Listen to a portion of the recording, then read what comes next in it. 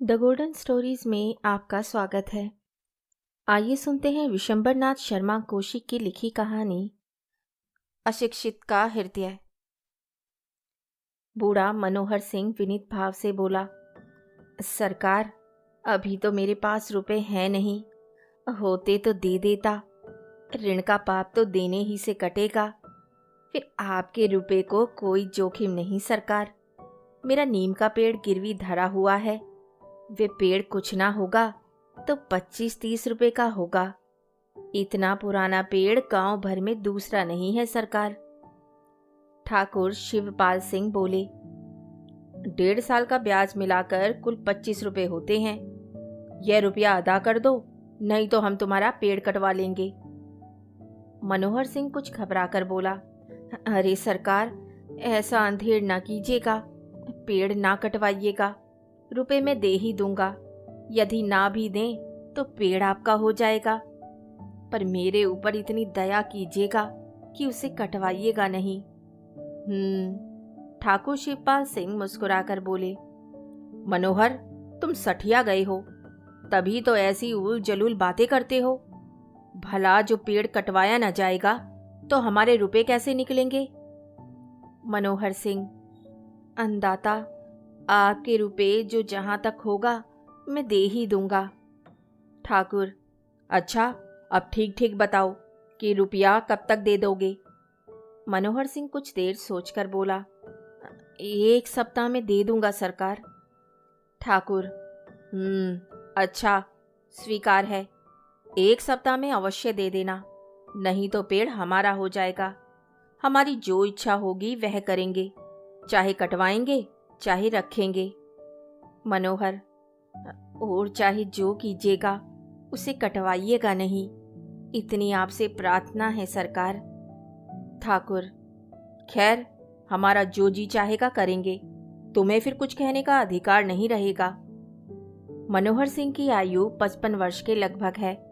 अपनी जवानी उसने फौज में व्यतीत की थी। इस समय वह संसार में अकेला है। उसके परिवार में कोई नहीं। गांव में 2-1 दूर दूर के रिश्तेदार रहते हैं। उन्हीं के यहाँ अपना भोजन बनवा लेता है। ना कहीं आता है ना कहीं जाता है। दिन रात अपने टूटे फूटे मकान में पड़ा ईश्वर भजन किया करता है। 1 वर्ष पूर्व उसे कुछ खेती कराने की सनक सवार हुई थी। उसने ठाकुर शिवपाल सिंह की कुछ भूमि लगान पर लेकर खेती कराई भी थी, पर उसके दुर्भाग्य से उस साल अनावृष्टि के कारण कुछ पैदावार ना हुई। ठाकुर शिवपाल सिंह का लगान ना पहुंचा। मनोहर सिंह को जो कुछ पेंशन मिलती थी वह उसके भोजन वस्त्र भर ही को होती थी। अंत में जब ठाकुर साहब को लगान ना मिला तो उन्होंने उसका एक नीम का वृक्ष, जो उसकी झोपड़ी के द्वार पर लगा था, गिरवी रख लिया। यह नीम का वृक्ष बहुत पुराना और उसके पिता के हाथ का लगाया हुआ था। मनोहर सिंह को 1 सप्ताह का अवकाश दिया गया। उसने बहुत कुछ की, 2-4 आदमियों से कर्ज मांगा, पर किसी ने उसे रुपए न दिए। लोगों ने सोचा वृद्ध आदमी है, ना जाने कब ढुलक जाए। ऐसी दशा में रुपया किससे वसूल होगा? मनोहर चारों ओर से हताश होकर बैठ गया और धड़कते हुए हृदय से सप्ताह व्यतीत होने की राह देखने लगा। दोपहर का समय है। मनोहर सिंह एक चारपाई पर नीम के नीचे लेटा हुआ है। नीम की शीतल वायुओं के झोंकों से उसे बड़ा सुख मिल रहा है। वह पड़ा पड़ा सोच रहा है कि परसों तक यदि रुपए ना पहुंचेंगे तो ठाकुर साहब इस पेड़ को कटवा डालेंगे। यह पेड़ मेरे पिता के हाथ का लगाया हुआ है। मुझे और मेरे परिवार को दातुन और छाया देता रहा। इसको ठाकुर साहब कटवा डालेंगे। यह विचार मनोहर सिंह को ऐसा दुखदाई प्रतीत हुआ कि वह चारपाई से उठकर बैठ गया और वृक्ष की ओर मुंह करके बोला, यदि संसार में किसी ने मेरा साथ दिया है तो तूने। यदि संसार में किसी ने निस्वार्थ भाव से मेरी सेवा की है तो तूने। अब भी मेरी आंखों के आगे वह दृश्य आ जाता है जब मेरे पिता तुझे सींचा करते थे। तू उस समय बिल्कुल बच्चा था। मैं तेरे लिए तालाब से पानी भरकर लाया करता था। पिता कहा करते थे, बेटा मनोहर, यह मेरे हाथ की निशानी है, इससे जब जब तुझे और तेरे बाल बच्चों को सुख पहुंचेगा, तब तब मेरी याद आएगी। पिता का देहांत हुए 40 वर्ष व्यतीत हो गए। उनके कहने के अनुसार तू सदैव उनकी कीर्ति का स्मरण कराता रहा और जब तक रहेगा उनकी याद दिलाता रहेगा। मुझे वह दिन अच्छी तरह याद है जब मैं अपने मित्रों सहित तेरी डालियों पर चढ़कर खेला करता था। इस समय संसार में तू ही एक मेरा पुराना मित्र है। तुझे वे दुष्ट काटना चाहता है। हाँ हाँ, काटेगा क्यों नहीं, देखूं कैसे काटता है। उसी समय उधर से एक 15-16 वर्ष का लड़का निकला। वृद्ध मनोहर को बड़बड़ाते देख उसने पूछा, चाचा किससे बातें करते हो? यहाँ तो कोई है भी नहीं। बुड्ढे ने चौंक कर लड़के की ओर देखा और कहा, क्या करूं बेटा तेजा, अपने कर्म से बातें कर रहा हूँ। ठाकुर के मुझ पर कुछ रुपए हैं। तुझे तो बेटा मालूम ही है कि पर साल खेती में एक दाना भी नहीं हुआ। होता तो क्या मैं उनका लगान रख लेता। अब वे कहते हैं लगान के रुपए दो, नहीं पेड़ कटवा लेंगे। इस पेड़ को कटवा लेंगे जो मेरे बाप के हाथ का लगाया हुआ है। ये बात तो देखो, समय का फेर है जो ऐसी ऐसी बातें सुननी पड़ती हैं। बेटा मैंने अपनी सारी उम्र फौज में बिताई है, बड़ी बड़ी लड़ाइयाँ और मैदान देखे हैं। वह बेचारे हैं किस खेत की मूली। आज शरीर में बल होता तो इनकी मजाल थी कि मेरे पेड़ के लिए ऐसा कहते, मुंह नोच लेता। मैंने कभी नाक पर मक्खी नहीं बैठने दी। बड़े बड़े साहब बहादुरों से लड़ पड़ता था। ये बेचारे हैं क्या, बड़े ठाकुर की दुम बने घूमते हैं। मैं सच कहता हूँ, अभी इस गांव के ऊपर गोली चलने लगे तो ठाकुर साहब छिपते दिखलाई पड़ेंगे। मैंने तो तोप के मुंह पर डटकर बंदूकें चलाई हैं। पर बेटा समय सब कुछ करा लेता है। जिन्होंने कभी तोप की सूरत नहीं देखी वह वीर और ठाकुर बने घूमते हैं। हमें आंखें दिखाते हैं कि रुपए दो नहीं पेड़ कटवा देंगे। देखे कैसे पेड़ कटवाते हैं। लाख बुढ़ा हो गया हूँ पर अब भी 4-6 के लिए बहुत हूँ। जब तलवार लेकर डट जाऊंगा तो भागते ही दिखलाई पड़ेंगे। बेटा 100 बात की एक बात तो यह है कि मुझे तो एक दिन मरना ही है। चल चलाव लग रहा है। मैं बड़ी बड़ी लड़ाइयों से जीता लौट आया। यह भी एक लड़ाई ही है। अब इसी लड़ाई में मेरा अंत है। पर इतना समझ रखना कि मेरे जीते जी इस पेड़ की एक डाल भी कोई काटने नहीं पाएगा। उनका रुपया गले बराबर है। भगवान जाने मेरे पास होता तो मैं दे देता, नहीं है तो क्या किया जाए। पर यह भी नहीं हो सकता कि ठाकुर साहब मेरा पेड़ कटवा लें और मैं टुकुर टुकुर देखता रहूं। तेजा बोला, चाचा जाने भी दो, इन बातों में क्या रखा है। पेड़ को कटवाने को कहते हैं, काट लेने देना।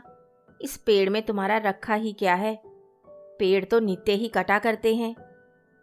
मनोहर सिंह बिगड़कर बोला, आखिर लड़के ही हो ना। अरे बेटा ये पेड़ ऐसा वैसा नहीं है। यह पेड़ मेरे भाई के बराबर है।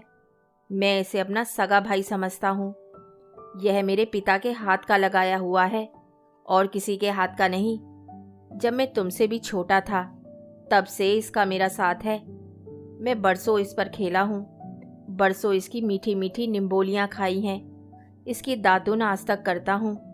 गांव में सैकड़ों पेड़ हैं पर मुझसे कसम ले लो जो मैंने कभी उनकी एक पत्ती तक छुई हो।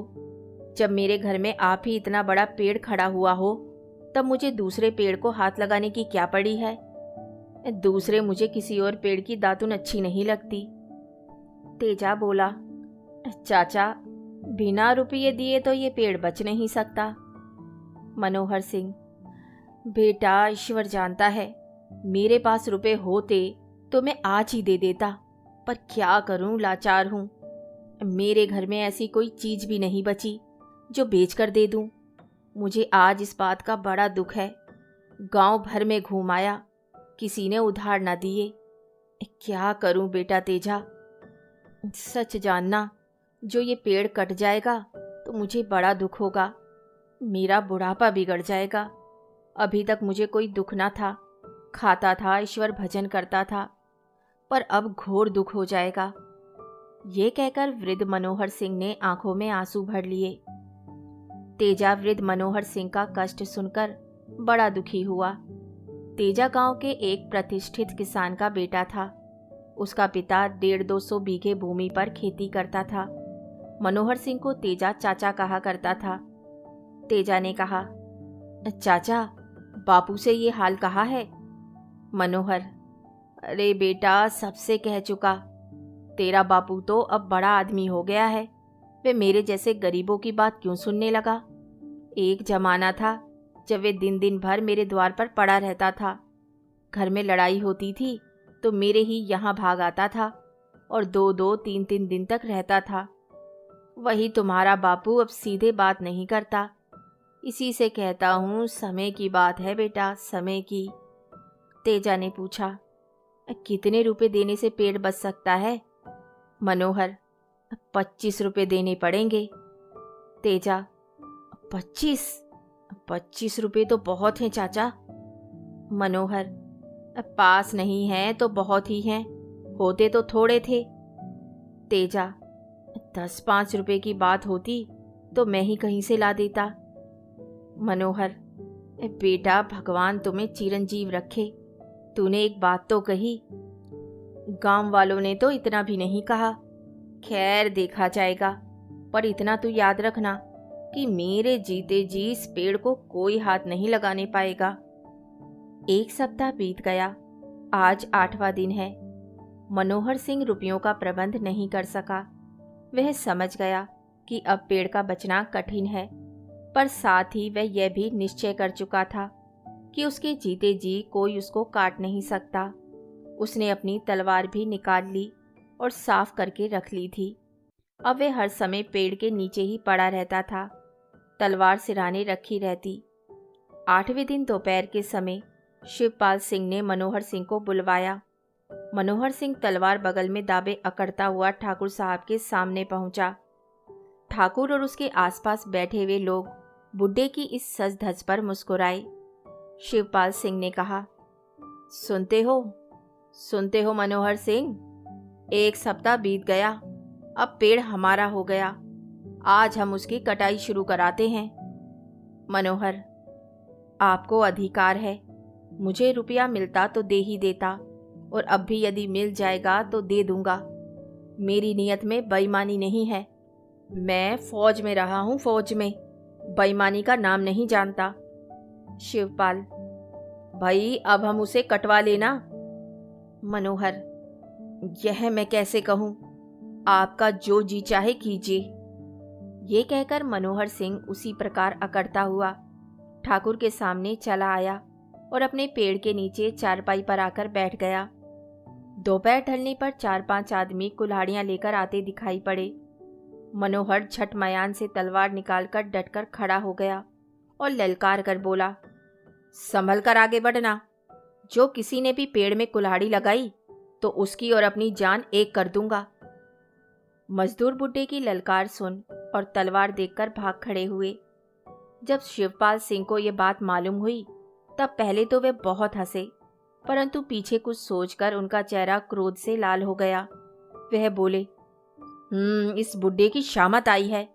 हमारा माल है, हम चाहे काटे चाहे रखे, वह कौन होता है? चलो तो मेरे साथ, देखूं वे क्या करता है। शिवपाल सिंह मजदूरों तथा 2 लठबंद आदमियों को लेकर पहुंचे। उन्हें आते देख बुड्ढा फिर तलवार निकालकर खड़ा हो गया। शिवपाल सिंह उसके सामने पहुंचकर बोले, क्यों मनोहर, यह क्या बात है? मनोहर सिंह बोला, बात केवल इतनी है कि मेरे रहते इसे कोई हाथ नहीं लगा सकता।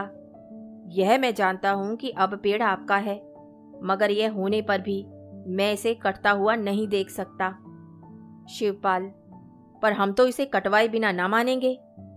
मनोहर को भी क्रोध आ गया। वह बोला, ठाकुर साहब, जो आप सच्चे ठाकुर हैं तो इस पेड़ को कटवा लें। जो मैं असली ठाकुर हूँगा तो इसे ना कटने दूंगा। ठाकुर अपने आदमियों से बोले, देखते क्या हो, इस बुड्ढे को पकड़ लो और पेड़ काटना शुरू कर दो। ठीक उसी समय तेजा सिंह दौड़ता हुआ आया और मनोहर सिंह को कुछ रुपए देकर बोला, लो चाचा, ये रुपए। अब तुम्हारा पेड़ बच गया। मनोहर सिंह ने रुपए गिनकर ठाकुर शिवपाल सिंह से पूछा, कहिए ठाकुर साहब, रुपए लेना हो तो ये हाजिर है, और जो पेड़ कटवाना हो तो आगे बढ़िए। ठाकुर, रुपए हम नहीं ले सकते, रुपए देने की मियाद बीत गई। भाई अब तो पेड़ ही कटेगा। मनोहर सिंह अकड़कर बोला, ठीक है, अब मालूम हुआ कि आप केवल मुझे दुख पहुंचाने के लिए पेड़ कटवा रहे हैं। अच्छा कटवाइए, मुझे भी देखना है आप किस तरह पेड़ कटवाते हैं। इतनी ही देर में गांव भर में ये खबर फैल गई कि शिवपाल सिंह मनोहर सिंह का पेड़ कटवा रहे हैं, पर मनोहर सिंह तलवार खींचे खड़ा है, किसी को पेड़ के पास नहीं जाने देता। यह खबर फैलते ही गांव भर जमा हो गया। गांव के 2-4 प्रतिष्ठित आदमियों ने मनोहर सिंह से पूछा, क्या बात है मनोहर? मनोहर सिंह सब हाल कहकर बोला, मैं रुपए देता हूं, ठाकुर नहीं लेते। कहते हैं कल तक मियाद थी, अब तो पेड़ कटेगा। शिवपाल सिंह बोले, कल तक रुपए दे देता तो पेड़ पर हमारा कोई अधिकार ना होता। अब हमारा उस पर पूरा अधिकार है, हम पेड़ अवश्य कटवाएंगे। एक व्यक्ति बोला, जब कल तक इसके पास रुपए नहीं थे तो आज कहाँ से आ गए? शिवपाल का एक आदमी बोला, तेजा ने अभी लाकर दिए हैं। गांव वालों के साथ तेजा का पिता भी था। उसने ये सुनकर तेजा को पकड़ा और कहा, क्यों बे, तूने ही रुपए चुराए थे? मैंने दोपहर को पूछा तो 3-13 बकने लगा था। इसके बाद तेजा के पिता ने कहा, मनोहर, ये रुपए तेजा मेरी संदूक से चुरा लाया है, ये रुपए मेरे हैं। मनोहर सिंह रुपए फेंक कर बोला, तेरे हैं तो ले जा, मैंने तेरे लड़के से रुपए नहीं मांगे थे। फिर मनोहर सिंह ने तेजा से कहा, बेटा, तूने यह बुरा काम किया, चोरी की। राम राम, बुढ़ापे में मेरी नाक कटाने का काम किया था।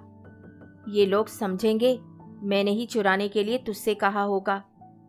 तेजा बोला, चाचा, मैं गंगा उठाकर कह सकता हूँ कि तुमने मुझसे रुपए मांगे तक नहीं।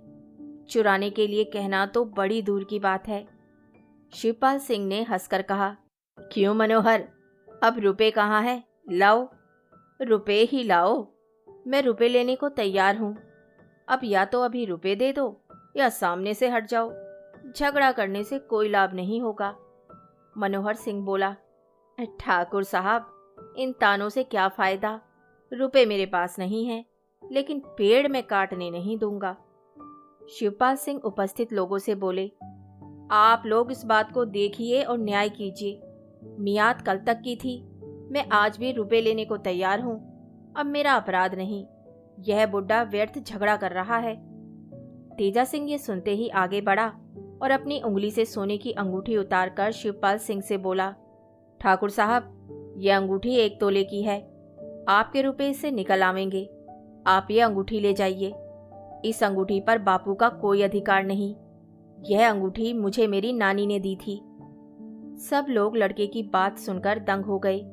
यह देख तेजा सिंह का पिता आगे बढ़ा और बोला, ठाकुर साहब, लीजिए लीजिए ये 25 रुपए, और अब इस पेड़ को छोड़ दीजिए।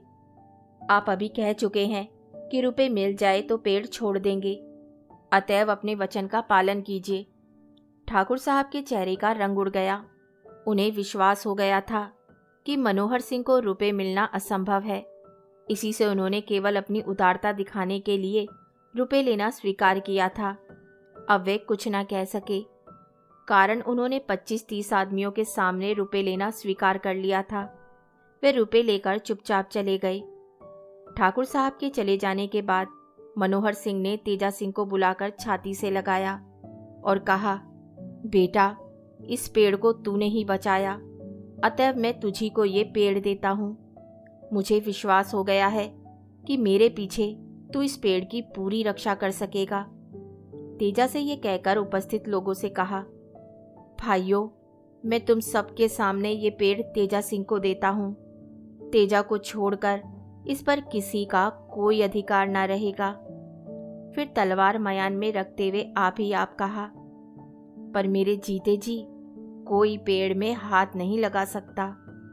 अपनी और उसकी जान एक कर देता। मैंने फौज में नौकरी की है, बड़ी बड़ी लड़ाइयाँ जीती हैं। यह बेचारे हैं क्या चीज? कहानी सुनने के लिए धन्यवाद। तो इसी के साथ मैं आपसे विदा लेती हूँ और कल फिर मिलती हूँ एक नई कहानी के साथ।